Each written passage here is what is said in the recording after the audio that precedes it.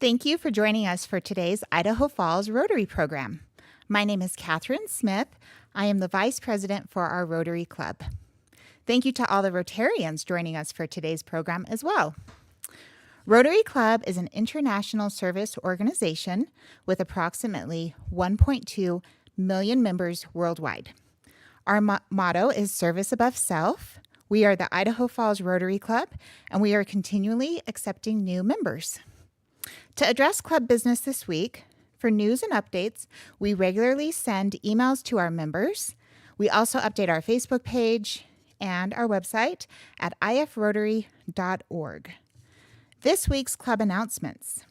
We are focusing our efforts to support local business, starting with businesses who have supported the duck race in the past. We are encouraging this month for Rotarians to consider dining or ordering takeout from Smoking Fins in downtown Idaho Falls. Please mention that you are a Rotarian and thank them for their support of the annual duck race. We hope our local businesses can feel our support and appreciation through this program. And a friendly reminder to save the date for an evening of fun on Wednesday, March 31st, as we kick off our club's first Rotary Night Out. This will be held at the Museum of Idaho. The museum will be reserved exclusively for members and their families, and we will be able to safely enjoy the museum from 6 p.m. to 8 p.m. It's a fantastic exhibit, the two exhibits that they have now, and we encourage you all to join. As mentioned in the newsletter, we are currently seeking volunteers for monthly program chairs. This is a 1-month commitment where you will need to be responsible for scheduling 2 to 3 speakers during the month. Please reach out to me if this is something you're interested in, and I'd be happy to answer any additional questions you have. Our club service to the community continues with the donation of meals to the soup kitchen. We are continuing to support the soup kitchen with donated meals for March and April. At this time, I'd like to introduce our program chair, Mayor Rebecca Casper.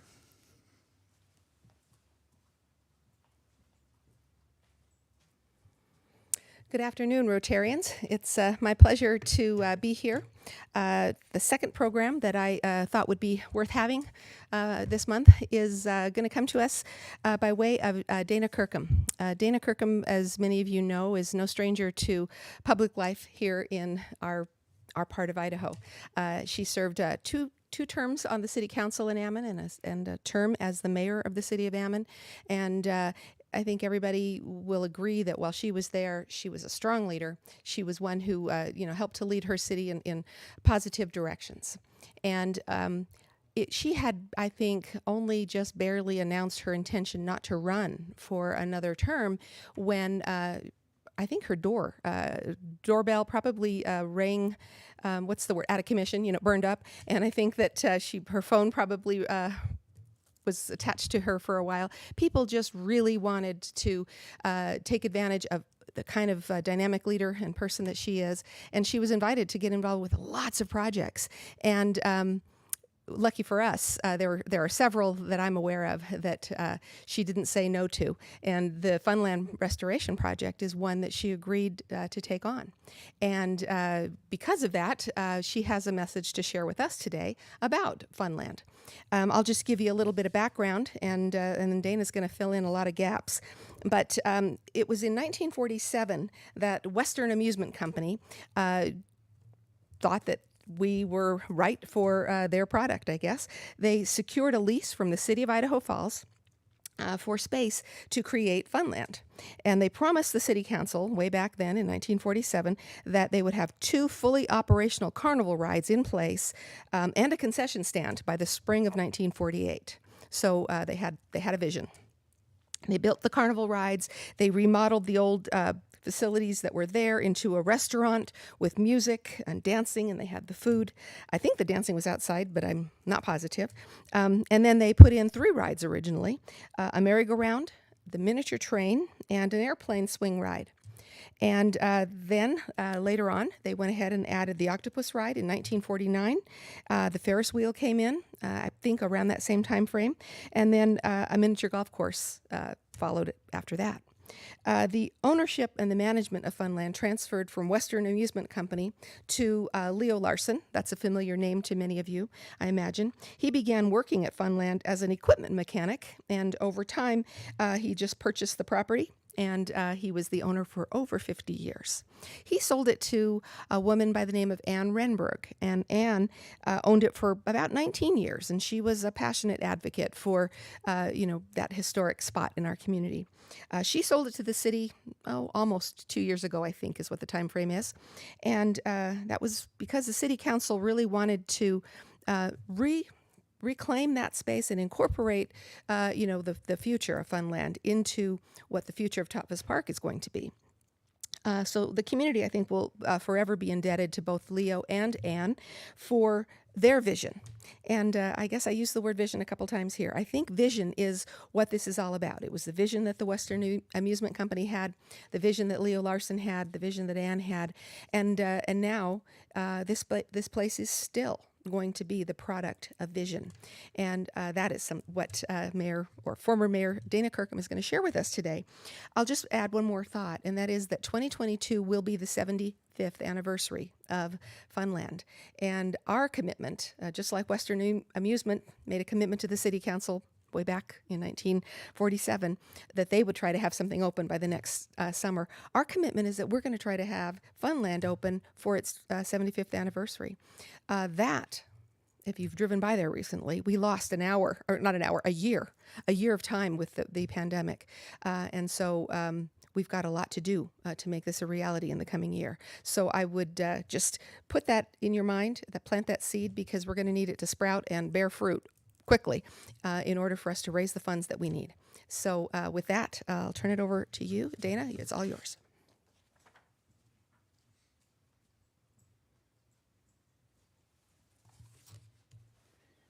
Well, good afternoon. Thank you, Mayor, for the introduction. That was very kind. And thank you to the Idaho Falls Rotary Club for giving me a few minutes of your time so we can talk about this really fun project.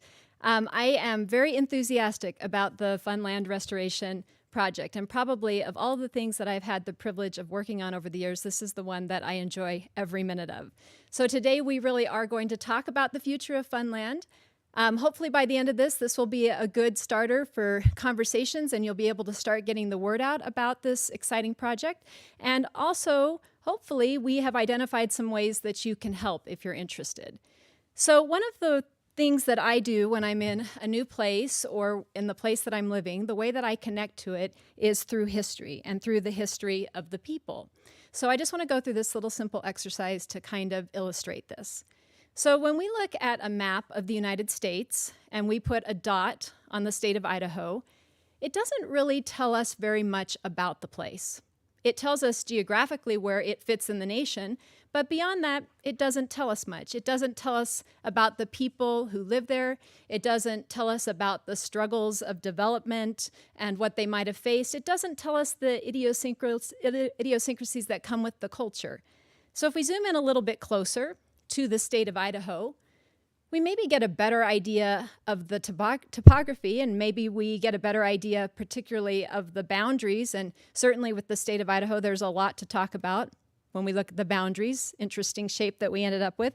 But again, it doesn't give you a big flavor of the place. So if we zoom in even closer to a destination, say the city of Idaho Falls, now we get a little better idea about maybe some of the things that shape it. So you can see where there's higher density, and maybe that's the area that was developed first. And certainly when you look at the city of Idaho Falls, you see the Snake River running right through the middle of it, which tells you a lot about the development of the place. Obviously, irrigation and the ability to bring water to the surrounding areas made an inhabitable place habitable. And of course, the river was a highway before there was a highway. So it's what brought people to the area, and it's also was a mechanism for commerce. But again, it doesn't tell us those rich stories that really, help us understand the people that live there. So if we zoom in even closer to just some random spot, oh look, Funland at the zoo. And we really dive into the history of Funland and this little spot of earth and how it was developed and the people attached to it. All of a sudden, we get to have a little insight into how the place was born. We get a little insight into maybe who we are as people who live here now, and maybe some insight into the future. So you might think all of this is just a little bit silly, and you might think, how can this little amusement park in the middle of a city park matter that much? But it really does. And as I walk through some of this, you'll be surprised at the rich history that's connected to Funland. So Juhani Palasama is an internationally known architect, and he put it this way: old places are museums of time. They emancipate us from the hurried time of the present and help us to experience the slow, healing time of the past. They allow us to participate in time cycles that surpass the scope of an individual life. So I love that quote, and I hear that sentiment all the time when I'm talking to people about Funland, and it comes forth in messages like this. People will say, oh, I love Funland. I used to go there every summer when I visited my grandmother in Idaho Falls. Or when we got straight A's, as a reward, our parents would take us to celebrate at Funland. Or as a teenager, I'd love to go to Funland and listen to music in the park and be introduced to new bands and hang out with my friends and have a Coke. Things like that. So you can see that these little places create the narrative of who we are. They connect us to the people of the past, to the people of the present, and hopefully to the people of the future.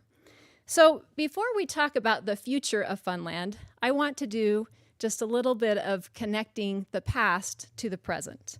And I want to do that by focusing on three features. We could focus on a lot of different features, but three main features of Funland: the land, the log hut, and the airplanes. Okay, so let's start with the land. So you're going to be surprised as I go through this, how this small plot of land has this great connection, not just to major events for all of us as members of the community of Idaho Falls, or even as Idahoans, but really as our collective history as Americans. So Charles C Tophis and his wife Sarah first purchased the land at Tafas Park. They were homesteaders there, and we're going to come back to them in a minute. In 1909, they sold the land. Sarah sold the land because Charles had passed away. They sold the land to the Idaho Falls Booster Club. And the Booster Club immediately put in a huge grandstand, a racetrack, and a bandstand. And in 1910, they opened the park to the public and became this great place where people gathered for all these different events. And in fact, in 1912, the very first War Bonnet Roundup was held. And that is important because Bonneville County became a county in 1911. They broke off of Bingham County. And so the War Bonnet Roundup was really this way to say, hey, we've got something really exciting and interesting happening in Bonneville County. Well, unfortunately, the Booster Club didn't survive, and the land reverted back to Sarah. So this is interesting because there's several times that Sarah sells the land, and she gets it back again. So this is the first time. Then in 1915, she sells the land to Frank Reno. And Frank Reno was a great outdoorsman. Oh, that's the War Bonnet Roundup. Let's get to Frank. There's Frank. Okay, so Frank was a great outdoorsman. He was a great horseman. He loved owning what he called Reno Park at the time. In fact, where Funland is today, there were sheep grazing, and it was really this delightful place for his family. And Frank Reno was incredibly successful in eastern Idaho. He earned a lot of money, he had a lot of holdings, but unfortunately, the First World War broke out, and unemployment soared beyond 12%. And he lost everything because the economy was kind of volatile. And he never really recovered from that. In fact, he died in 1925. But in the process of losing everything, he also lost Reno Park. And again, the land reverted back to Sarah Tophis. So then in 1922, Mina, who's also pictured here, Frank's daughter, she purchased the land, probably because she had this great affinity for it, having been raised there for a period of time. But unfortunately, her fate was very similar to her father's. So she purchases the land in 1922, and then, of course, the market crashes in 1929, ushering in the Great Depression, and Sarah loses the land. But this time, it doesn't revert back to Sarah. Sarah finally has passed the land on, but it goes back to the bank, to First American Bank. And they hold the land. Oh, and I should just say this, it's just a point of interest, local interest that I think is really great, is both Frank and Mina, who never married, in fact, lived her whole life in downtown Idaho Falls, are buried in the Rose Hill Cemetery, and you can find their marker there. It's very prominent. So the bank owns the land for a time, and then in 1934, under the leadership of Mayor Barzilla Clark, who would later go on to be the governor of Idaho, the city purchases the park for $13,500. Quite a bargain. And so the little piece of land that is Funland ends up, as the mayor indicated, being leased in 1947 to private ownership and remains private ownership until, under the leadership of Mayor Rebecca Casper and Council President Michelle Zildingman, it is bought and purchased by the city of Idaho Falls and added to the Idaho Falls Zoo. And so that's where we are right now. Okay, so that's the land. Now let's talk about the log hut. So let's get back to the Tauphases for a little bit. So in the 1880s, when Charles Tafas and Sarah Tafas homestead Tafas Park, it doesn't look anything like it does today. It is an arid desert. And through a canal system bringing water from Sand Creek, they actually irrigate Tafas Park, and that's original 6 acres. And they turn it into this beautiful recreational area with this lake, complete with a boathouse and a boat dock. And this is where people in Idaho Falls come to camp. They come to picnic in the summer and ice skate in the winter. And it's just this really lovely public space, much actually like it is today. Then, in the 30s, under FDR's New Deal, the city secures a $62,000 grant through the Workers' Progress Administration, or the WPA, which of course is a program that was designed to put Americans back to work. And many of the log huts that are in Tafas Park, or log features that are in Tafas Park, were built by the WPA, including this beautiful lodge that is no longer there. Unfortunately, it burned down in the 70s. But the log hut that sits in Funland is built by the WPA, and it's built originally for people to use as a restroom and as a changing station when they come to visit the lake. But then in 1947, because of liability, and unfortunately there had been a few accidents associated with the lake's abandoned and it's filled in, and that's what the sunken baseball diamond is now.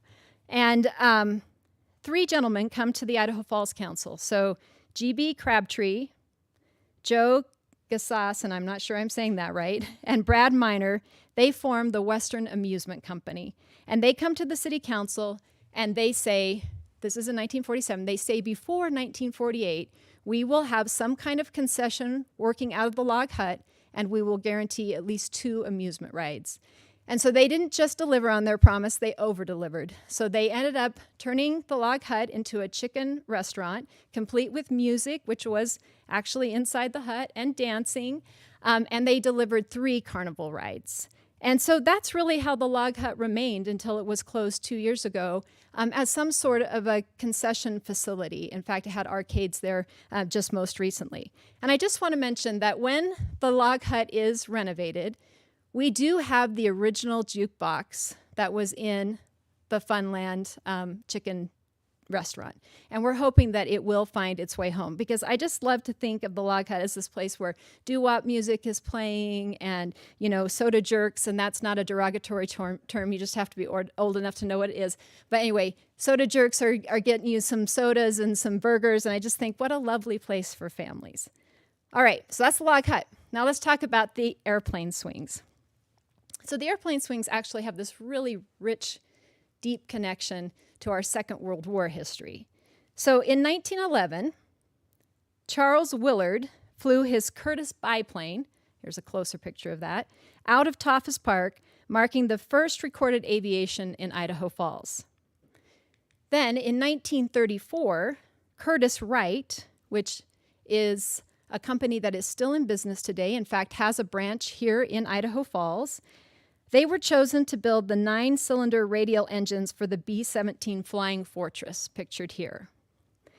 After the war, parts from these planes were repurposed into other things, including our very own swings that hang on the airplane swings. These were drop tanks from the B-17s. So Funland also has this other really interesting connection to the Second World War. So when General George Patton, long before he ended up in Luxembourg, was storming through Africa and took prisoners of war. Those German prisoners of war were sent to, of all places, Idaho and surrounding areas. And one of the areas that hosted the prisoners of war was Idaho Falls. And they were here on work consignment to help farmers who had lost their labor for those young men and to go fight overseas. And so the German soldiers were consigned essentially out to work. And they actually lived right there in that beautiful lodge that has since burned down, and along the river there by Funland is where the prisoners of war lived. And so if you ever go to the Museum of Idaho, they have these wonderful letters from the prisoners of war, and not letters that they sent home, but rather letters that they sent back, because in many cases they became friends with the families that they were working for. And so they go home to some very difficult circumstances and write back asking for things like money and cigarettes because the situation was so dire. Okay, so you can see that just through these three things, the land, the log hut, and the airplanes, how we're connected to the past and to the people who lived here, and how we're shaped by that. And I just want to quickly mention before we move forward the owners a little bit, because as the mayor indicated, we've had some very dedicated owners. In fact, we've had fewer owners of Funland than we had of Tafas Park. So there have been 3 owners. I mentioned the original owners already. And then they hired Leo Larson in 1947 when Funland opened to keep the rides going. And just shortly after, in 1950, they sold Funland to Leo. And he operated and cared for Funland from 1950 to 2000. So for 50 years, it's just incredible. And he loved Funland. But in 2000, Leo just said he couldn't do it anymore. And this is an interesting thing. When Leo decided to no longer participate with Funland, there was a big public campaign to keep it. And there were letters to the editor and write-ups in the newspaper. And so fortunately, Anne Renberg stepped in and she bought Funland. And from 2000 to 2019, so for 20 years almost, Anne ran Funland. And I should tell you that when Anne decided to retire, part of the reason that the city purchased Funland was because they engaged in a master planning effort for Tafas Park. And one of the resounding comments that kept coming back was, we've got to keep Funland. Funland's this great place that has so much nostalgia for me, and I don't want it to go away. And there were all kinds of comments like that. And so the city council and the mayor chose to step up and to purchase Funland. So you can see that Funland has been the center of creating memories for Idaho Falls families for almost 75 years.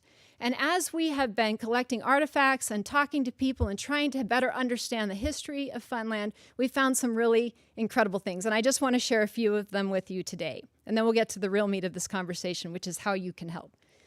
Okay, so here is a picture taken out of the late 60s from a yearbook from Idaho Falls High School. And I love this because Funland is one of the features in the Idaho Falls High School yearbook. So you can see that they're riding the rides and they're talking about getting snow cones and Frosties and hanging out at the log hut. So I think that's fantastic.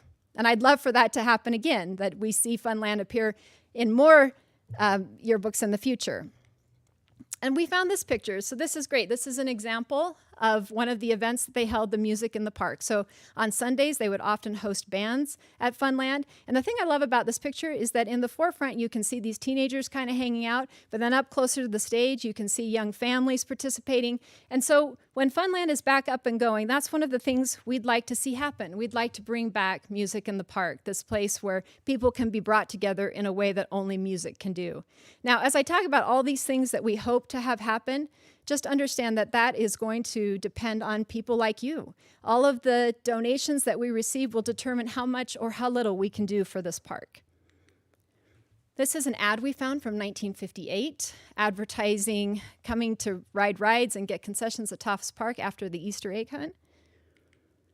This is a radio ad that ran in 1970, advertising Report Card Day. And I love that because Leo Larson for years hosted Report Card Day, and you could come, and if you read the ad, you could come and if you brought your report cards, you could get a free snow cone. And what I love even more is that it doesn't say like you have to have straight A's or an A. I mean, I don't know. I think you could probably have brought all F's and he would have given you the snow cone. So that's, amazing. Anyway, very fun. All right, there used to be a trackless train associated with Funland. And isn't that so cool? So this is from the 1950s, and wouldn't that be a wonderful thing to bring back? And again, these are just part of the ideas that we take from the past that we hope to maybe infuse into the future if we get enough participation.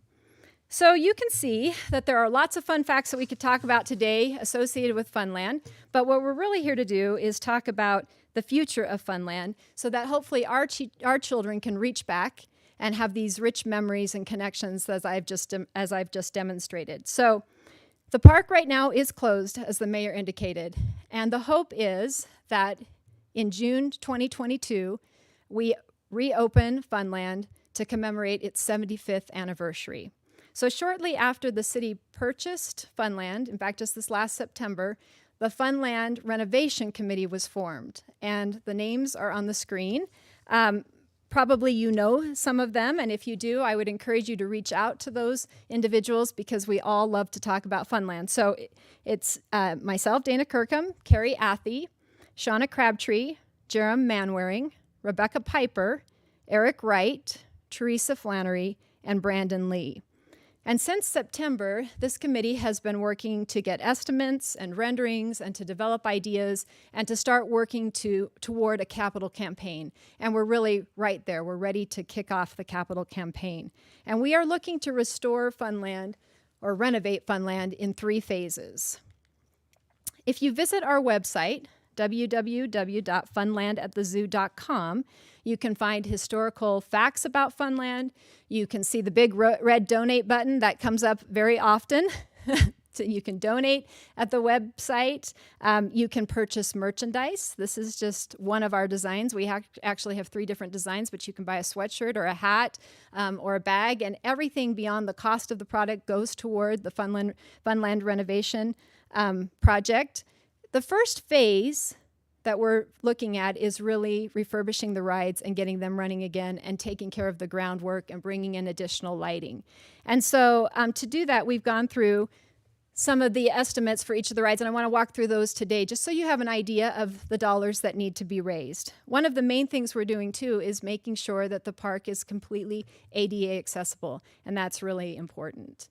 So you can see just about $12,000, actually I can't see from here, but $11,900 to restore the carousel. And that includes some repairs that are necessary to adding lighting.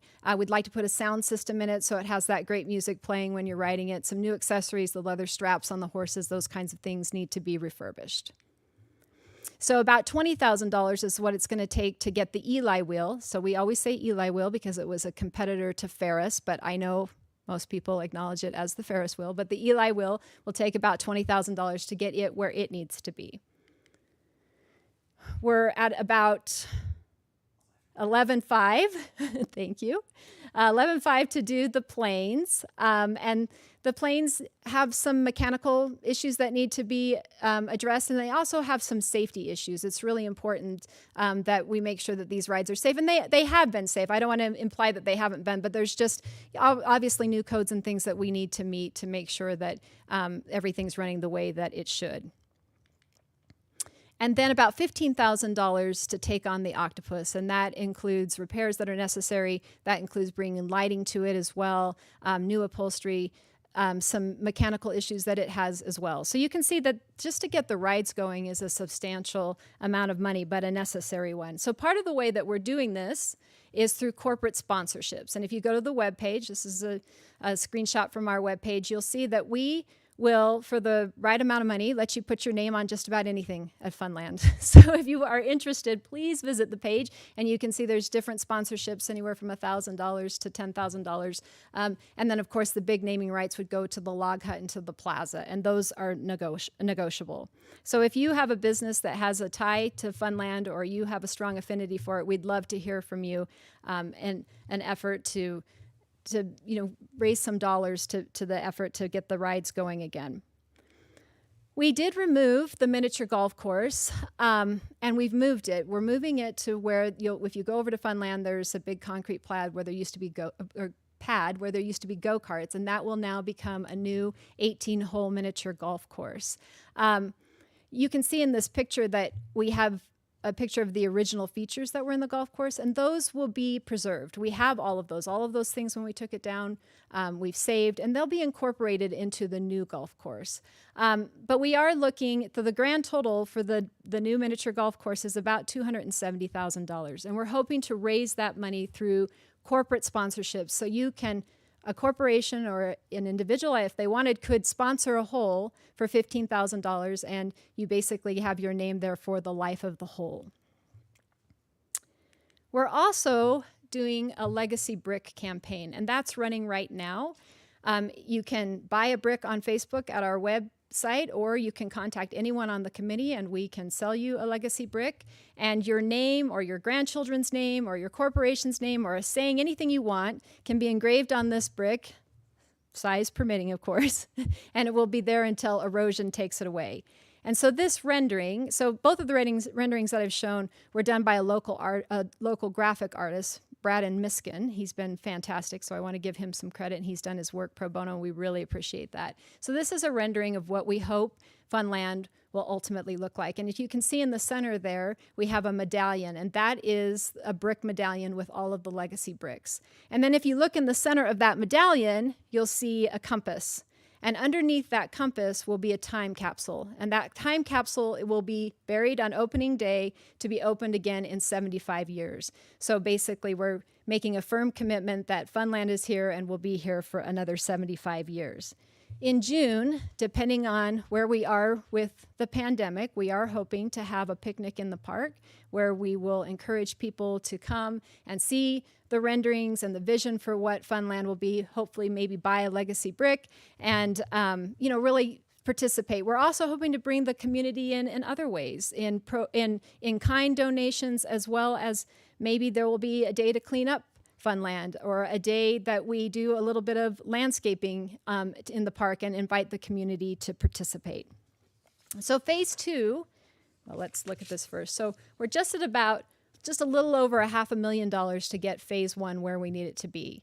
Phase 2 will be addressing the log hut, and we don't have the numbers on that yet because we do know that there's some asbestos issues that need to be taken care of. That's about $30,000, but beyond that, we don't have the estimates. And then the third phase would be adding additional rides. We'd like to maybe add a tilt-a-whirl, things that are, in the same flavor. We're trying to keep this as really an experience, like a step back into the past. And we would also be looking at refurbishing the second log hut that sits adjacent to the current log hut into a party space, a place where you could have birthday parties or corporate events inside and be a little bit protected if you had inclement weather.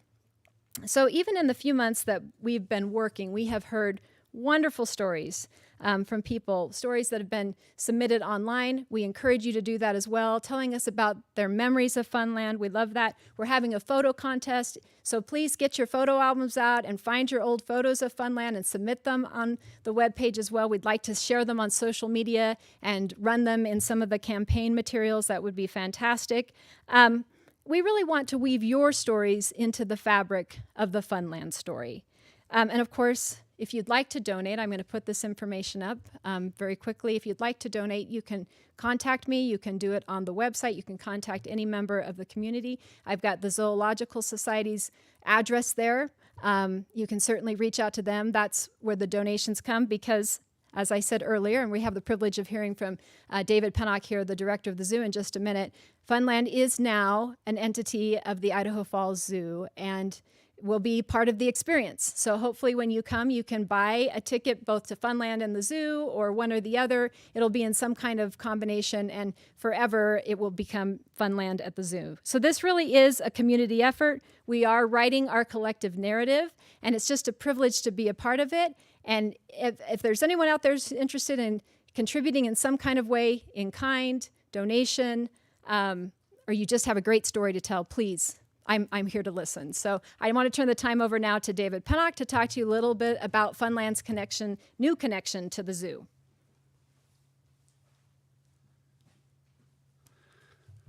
Well, thank you, Dana. And I'll try to be brief. We want to leave plenty of time for questions. But first, want to make sure to thank Dana. She has been, her leadership has been extraordinary for this project. She has brought together a very dynamic group of people that have done an extraordinary job in a very short amount of time.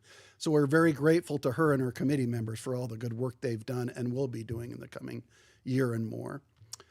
The next thing that I'd like to mention, well, why don't I just mention the punchline right here to begin with, and that is, I hope even now you're starting to consider how you can get involved in this project as an individual.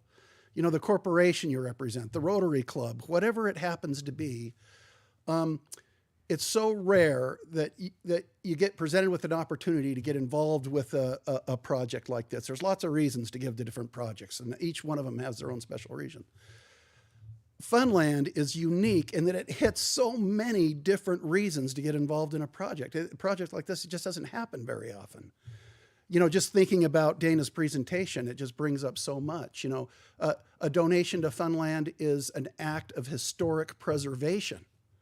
You know, these little carnivals that were all around the country have all disappeared. There's just very few of them left, and it's a whole part of our history of Americana that has disappeared. And we get the opportunity to preserve it right here in our city, and all the history that's associated with it that Dana reviewed. It's quite a remarkable thing.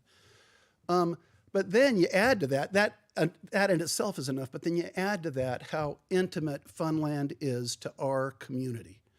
You know, how nostalgic and important it is to our identity as Eastern Idahans and citizens of Idaho Falls. You know, what organizations were established in the 1940s and could continue to be operational right till now, and we have the opportunity to continue that for the next 75 years. You know, one of the few organizations that are older is the Idaho Falls Zoo, established in the 1930s. So you get these two early organizations, the zoo in the 1930s, Funland in the 1940s, have meant so much to us throughout the course of the history of our community. Here we get a chance to preserve it and continue it in its improved but nostalgic, pristine form. It's just really quite a remarkable opportunity. And then I wanted to add to that. It's you just add the personal nostalgia that many of us feel about Funland with our families, our children and grandchildren, or as grandchildren and children visiting Funland. We all have our memories. We all have our photographs. I'm sure Dana's going to be inundated with pictures. I've already given her mine when I was a little kid coming up from Blackfoot, riding the Eli Wheel with my uncle's family. It's meant a lot to us. And here we have a chance to not just maintain it, but improve it and ensure its history for another 75 years of blessing our community. And then finally, let me finish with one that, of course, is dear to me, is that a donation to Funland is a donation that helps the future financial viability of the Idaho Falls Zoo. Another important part of our community. So the Idaho Falls Zoo sees, you know, upwards to 150,000 people in a 6-month period and has been doing that sort of thing since the 1930s. Funland is what's going to be part of our plan for the future sustainability of the zoo. So when you go to Funland in the future, you buy your tickets, you buy your snow cone, you bring your grandkids, all the proceeds will be supporting the operations of the Idaho Falls Zoo. So I challenge you to find very many projects that you can be involved in financially or with your time or whatever the case may be that has that wide of an impact with one particular donation. So I would just close by encouraging you to get involved, to figure out what's best for you. If it's financial, that's great. If it's your time and expertise, that's great. Whatever it happens to be, we would like you to be involved, and I'd certainly encourage you to talk to Dana as soon as possible or a member of her committee. And with that, I'll close and open it up to questions or bring it back to the mayor. Thank you so much, Dana and Dave. I have, or David, or Dr. Dave, or whatever I should be calling you here. So lots of questions. First of all, Rotarians, we hit upon some of the questions about, you know, what can we do and what's needed. I think Dana covered most of that. But there was a question about,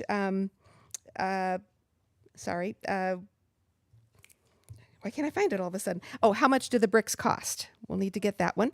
But I'm going to keep going for a minute because I'm going to try to give you more than one so that when we take turns at the mic, it will be, worth something here. Another was, will there be opportunities for Rotarians to volunteer? And I would say that's not a Dana question. That's more a Rotary Club question. And it seems to me that the Rotary Club has an unparalleled record in this community of supporting parks and recreation initiatives, typically along the river. But in this case, there could be an exception made for doing something in support of Funland, whether it's one of those days where there's a cleanup day or a painting day or some other landscaping day or whatever. So I think those opportunities are out there waiting for Rotarians to step up, or maybe the club itself officially to step up and step in. I just want to toss out another thought before I turn it to Dana. Besides telling us how much bricks cost, can you tell us if you've had any corporate interest so far?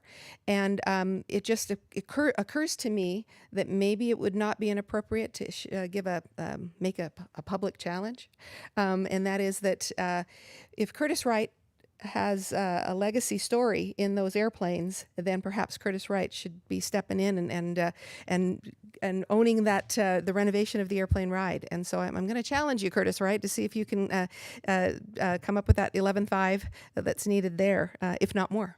And so with that, Dana, I'll turn it over to you and come back in a minute with more questions. Well, I appreciate that, Mayor. I'm not sure I would be that bold, so I really appreciate it. Okay, bricks are $100. And we've already had discussion with Curtis Wright, and we have about $50,000 in the bank. That's where we are.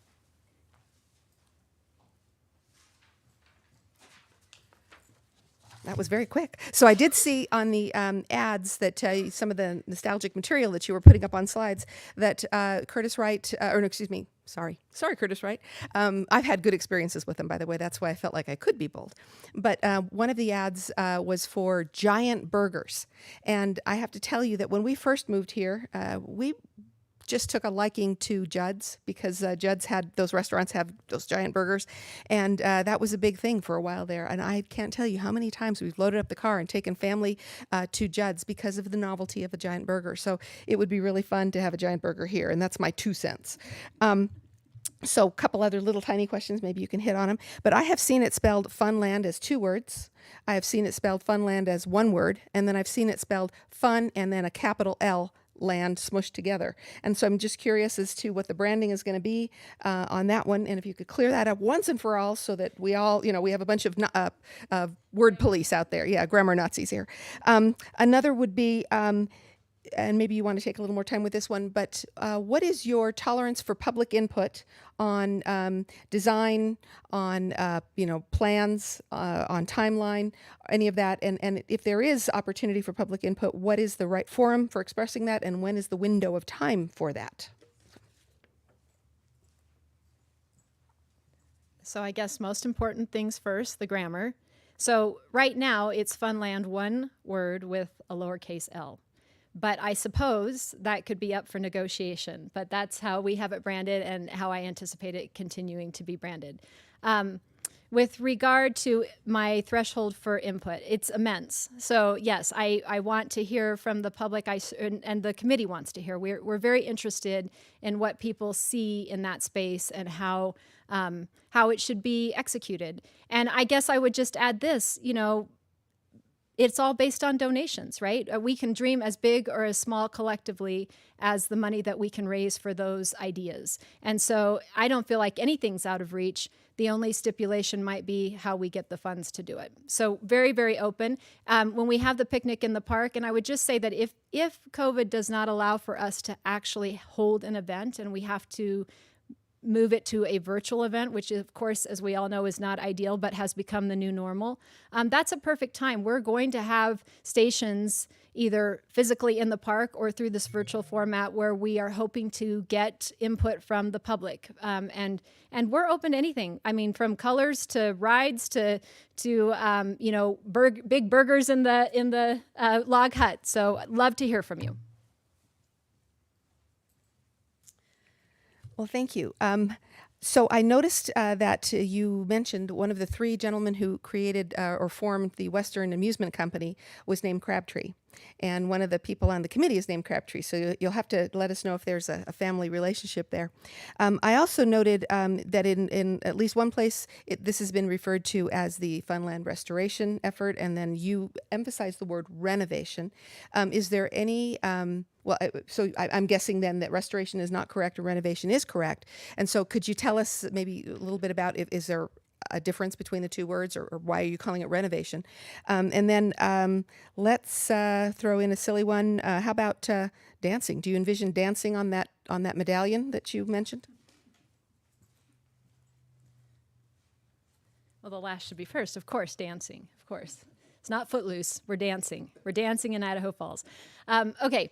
So Crabtree, I don't know that answer for sure, but I anticipate just knowing a little bit about the family and where they come from that probably not connected to this Crabtree. But I will ask that question. And then what was the other one? I don't remember. Dancing, Crabtree, and renovation versus restoration. Oh, I'm glad you brought that up. So yes, so it is the Funland Renovation Committee, and really that's just semantics, I suppose, and splitting hairs. But restoration implies that it needs a complete overhaul and that it's somehow fallen into disrepair, and renovation in that it just needs a facelift and kind of, just to be dusted off a bit. And that's really more where we are. So we don't want to imply at all that we have had two fantastic owners of that park who have cared for it and had very serious stewardship over it. And we want to be respectful. In fact, I should just say, we hope when we open the park that we'll have some kind of permanent exhibit acknowledging both Leo and Anne, because they have been such an important part of its heritage.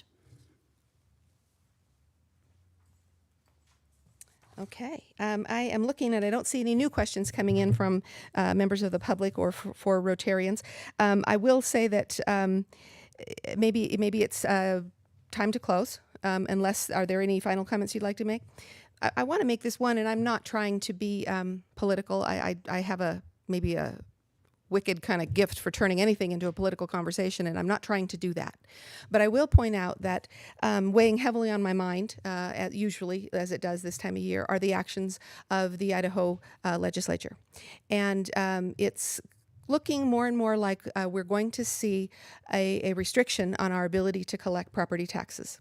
And I recognize that with the growth in Idaho and the increase in property values, as companies are coming in and new people are coming in wanting to live here, that has driven up prices for land, for real estate, and for homes, and that's reflected in your property tax bill simply because the more value you have, the more you pay, because the property tax is assessed according to that value, and that has definitely come as an increase for some folks, and there's been a request for some relief, and so as the state legislature seeks to provide that kind of relief, unfortunately, they are going to restrict the ability of the city to collect property tax, and therefore our general fund will shrink. As our general fund shrinks, one of the largest benefactors of there are three main departments that benefit from the general fund: the police department and the fire and EMS services that we provide, and Parks and Recreation.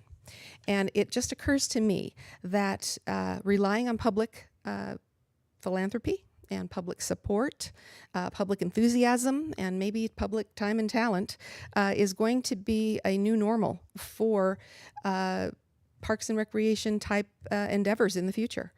We may have to make many of those more self-supporting than we already do, and that could be seen in higher fees. Maybe the ride is going to cost a little more to ride, and certainly in-kind efforts are going to be welcome when insurance will allow that, and those kinds of considerations. But if you think that so this is maybe a great test case to see what can we learn from asking the public to support a public amenity like this, and how can we maybe improve and refine the process going forward, because we may have to use it in the future. On a happier note, though, it makes me giggle just a little bit that this is going to be known ever after as Funland at the Zoo. Not too many years ago, we also changed the name of the zoo from the Tafas Park Zoo to the Idaho Falls Zoo at Tafas Park. And so that means the full name of Funland is going to be the Idaho Falls, or no, excuse me, is going to be Funland at the Zoo at Idaho Falls. I mean, at Tafas Park. It's going to be a very long name with lots of words in it. But for right now, you can call it Funland if you want to, and you can call it Funland at the Zoo. I encourage you to get online and buy some merchandise. Buy a brick if you can, or have some people chip in and help you buy it. And get ready, Rotarians, to be maybe invited or encouraged to donate a little time and talent, and certainly your treasure. And with that, we'll close. We have a couple more programs this month that have a city connection to them. I can't remember which one in which order. I think it's next week we might have the Rick Cloutier from the Idaho Falls Airport coming to talk to us about new service at the airport and what our airport has in store. We have been one of the most successful airports, successfully performing airports throughout the pandemic. And then after that, we have Bear Prairie from Idaho Falls Power, who will be coming in. Idaho Falls Power is also Idaho Falls Fiber Network, and he'll be coming in to talk a little bit about some of the developments with fiber that we're seeing in our state, and what the political landscape looks like for fiber for connectivity, which has been a huge theme and a huge need during the pandemic. So lots of relevant topics. Thank you for your time and attention today. And with that, we're going to close today's Rotary Club meeting, and I thank you all for being here.